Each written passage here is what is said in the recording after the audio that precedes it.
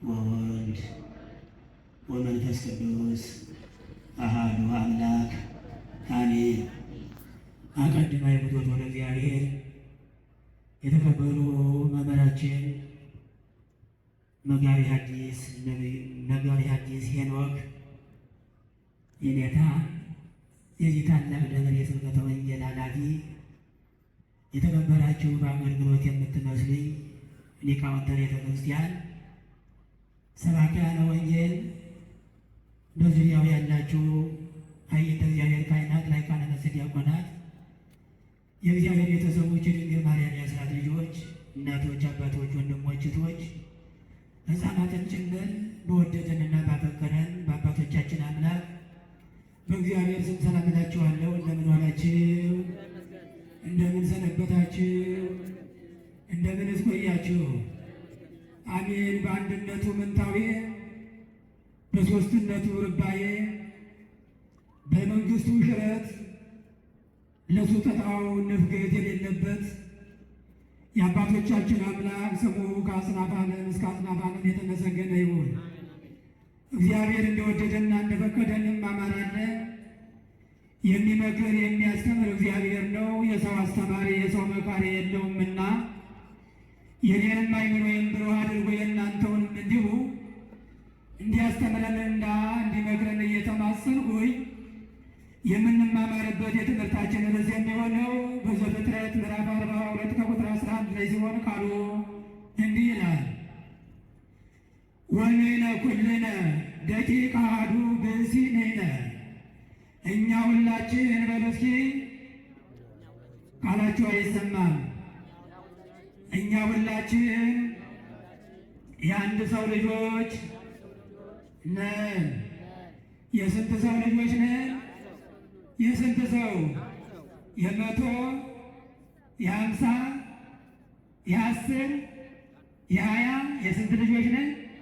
የአንድ ሰው ልጆች ነን። ይህን ቃል የተናገሩት የዮሴፍ ልጅ የያዕቆብ ልጆች 10 ናቸው። የያዕቆብ ልጆች በአጠቃላይ 13 ናቸው። ስንት ናቸው አልኳችሁ? 13 ናቸው። እነሆ የሚታወቁት ስማቸው የሚጠራው ስማቸው የሚነሳው ስማቸው የሚወሳው ግን 12 ናቸው። 13ኛዋ ሴት ነበረች። ምንድን ነበረች? ሴት ነበረች።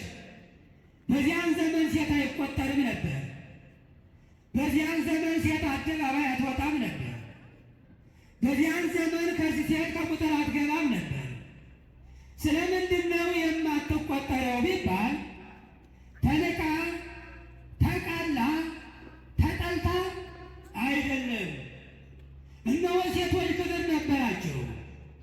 እኔ ላኖራት፣ እኔ ላሳድራት፣ እኔ ልመግባት፣ እኔ ልወጣ፣ እኔ ልወርድ፣ እኔ ልደክም፣ እኔ ላሳምራት፣ እኔ ላስውባት፣ ሌላው አይመለከተውም ይሎች ነበር ወንዶች። ስለ ሴቶቻቸው፣ ስለ ትዳሮቻቸው፣ ስለ ልጆቻቸው፣ ስለ ሴቶቻቸው ይጨነቁ ነበር፣ ያስቡ ነበር። ታዲያ በዚህ ምክንያት ሴቶች አይቆጠሩም ነበር። ከቃሉ ጋር ናችሁ? እነማን አይቆጠሩም ነበር? ሴቶች አይቆጠሩም ነበር።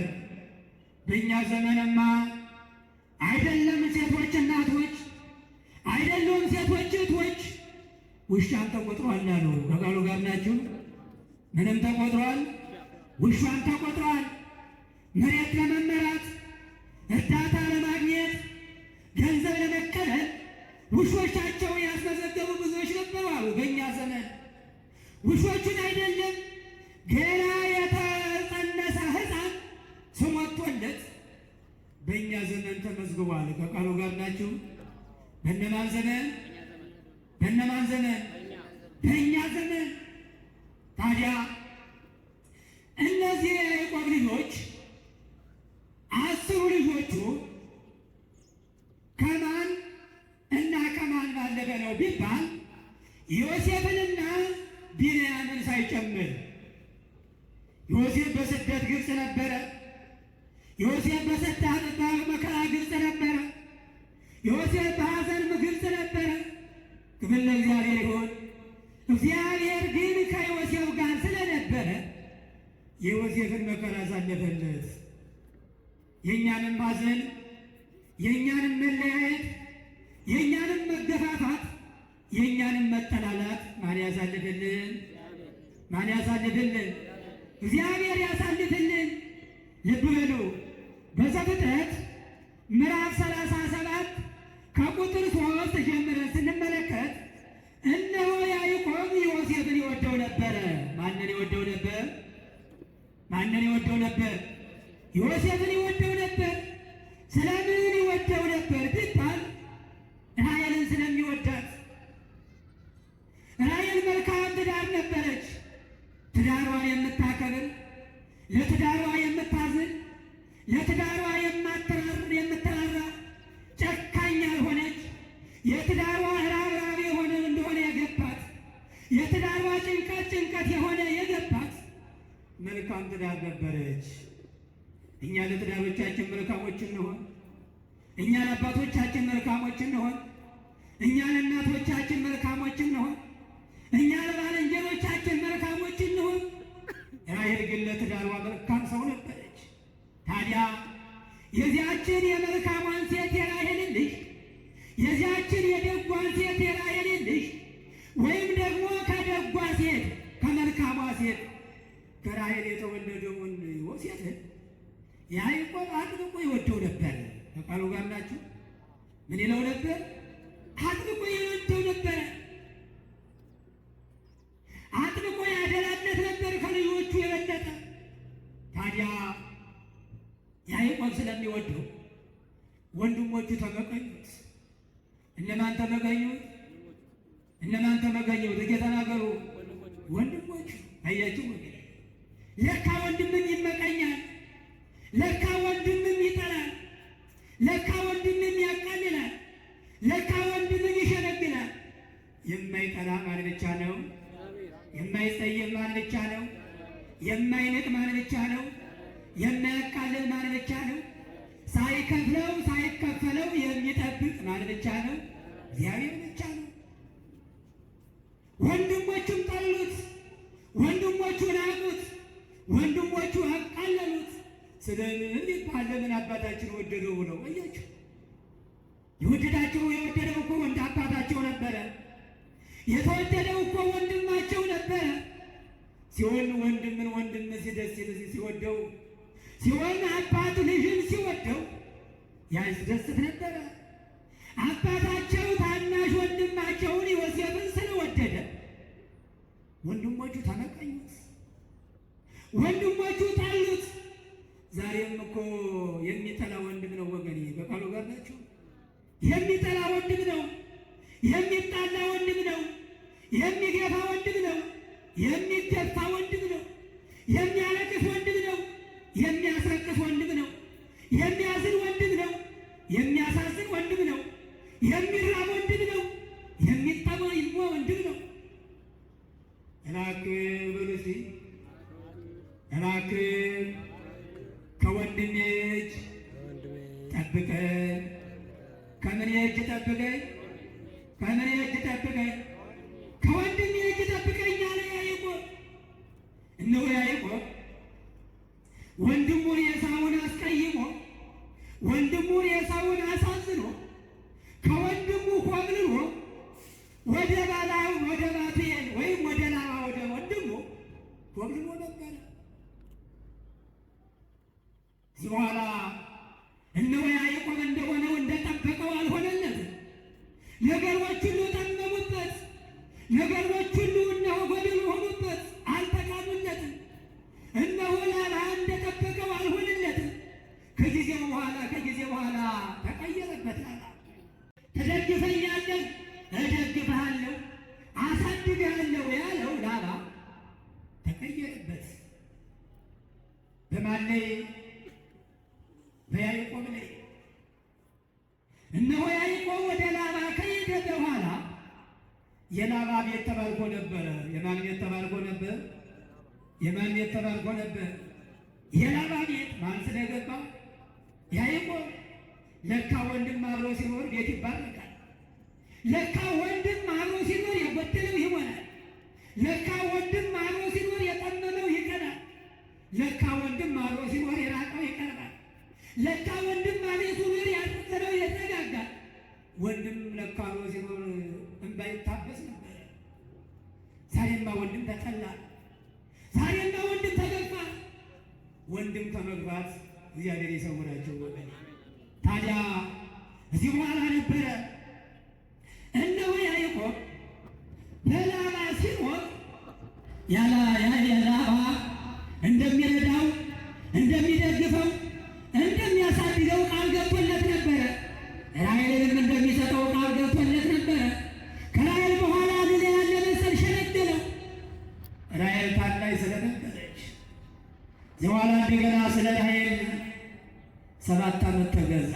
ስንት ዓመት ተገዛ? ስንት ዓመት ተገዛ? 7 ዓመት ተገዛ። ማንን ስለሚወድ? ራሔልን ስለሚወድ። እዚህ በኋላ ነበረ እነሆ ራሔልን ከሰጠው በኋላ ደግሞ 21 ዓመት በአጠቃላይ ለላባ አገለገለ። ማነው? ለቤቴ የምወደው ለቤቴ የምጨነቀው መቼ ነው ስላለ እነሆ ያዕቆብን ላባ ጠናው። እዚህ በኋላ እንዲህ አለ፣ ምንም አትስጠኝ ብቻ እንድሄድ ፍቀድልኝ አለ። የድካሜን ከእግዚአብሔር አገኛለሁ አለ። ከማን አገኛለሁ አለ? ልብ በሉ ወገኔ፣ ለካ የድካም የሚገኘው ከእግዚአብሔር ነው። ለካ የላብ የሚገኘው ከእግዚአብሔር ነው። ለካ መረጋጋት የሚገኘው ከእግዚአብሔር ነው። ለካ ሰላም የሚገኘው ከእግዚአብሔር ነው። ለካ አንድነት የሚገኘው ከእግዚአብሔር ነው። ለካ የጎደለ የሚሞላው ከእግዚአብሔር ሲሆን ነው። ያለዚያ ከእግዚአብሔር ካልሆነ አይቻልም። ይቻላል እንዴ ወገኔ? ይቻላል? አይቻልም፣ አይቻልም። ታዲያ በዚህ ጊዜ ነበረ እነሆ ያዕቆብ ላባን እንዲሄድ ሲፈቅድለት እነሆ ትንንሾቹ በጎች ዝንጉርጉሮቹን ስጠኝ፣ ሌላውን ብዙውን ግን ላንተ ተወው። ትንሾች ስለሆኑ ላባም ሰጠው። የሚበዙ አልመሰለውም ነበረ። ለካ እግዚአብሔር ከፈቀደ ትንሹ ብዙ ይሆናል ወገኔ። ለካ እግዚአብሔር ዝቅ ያለውን ከፍ ያደርጋል። ለካ እግዚአብሔር ከፍ ያለውን ዝቅ ያደርጋል። ለካ እግዚአብሔር የከሰውን ያሳምራል።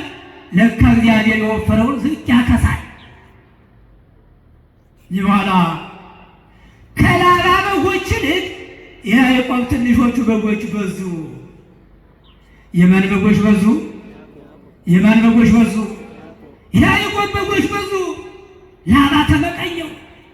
እዚህ በኋላ ላባ ብቻ አይደለም የሚወዳቸው ትዳሮቹ ራሔልና ልያም በያዕቆብ ላይ አመፅ ተናገሩ፣ ክፉ ተናገሩ። ለካ ቀን ሲጥል ክፉ ሴት ትጥላለች።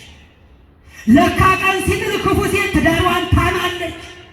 ለካ ዘመን ሲከፋ ትዳሯን አሳልፋ ትሰጣለች። ትዳር እኮ አሳልፎ ሊሰጥ አይገባም። ትዳር እኮ አሳልፎ ሊሰጧት አይገባም። መኑ ይግለጽ ለሥጋ ጸልያ ሥጋው አለ ቅዱስ ጳውሎስ በዚህ በኤፌሶን መልእክት ምዕራፍ 5 ከቁጥር 28 ላይ ስንመለከት በእውነት የገዛ ሥጋውን መጥላት የሚቻለው ማን ነው አለ። የገዛ ሥጋውን በሉሲ የገዛ ሥጋውን መጥላት የሚቻለው ማን ነው? ትንሽ ጣቱን መጥላት የሚችላል? ጆሮ የማያመው አለ? እግሩ የማያመው አለ? ዓይኑ የማያመው አለ? እነሆ አፍንጫው የማያመው አለ? ይሄማ የሚታይ እኮ ነው። ይሄማ የሚፈርስ እኮ ነው። ይሄማ የሚበሰብስ እኮ ነው። ይሄማ ሥጋ እኮ ሥጋዊ እኮ ነው። ትዳር ግን እነሆ የሰጠ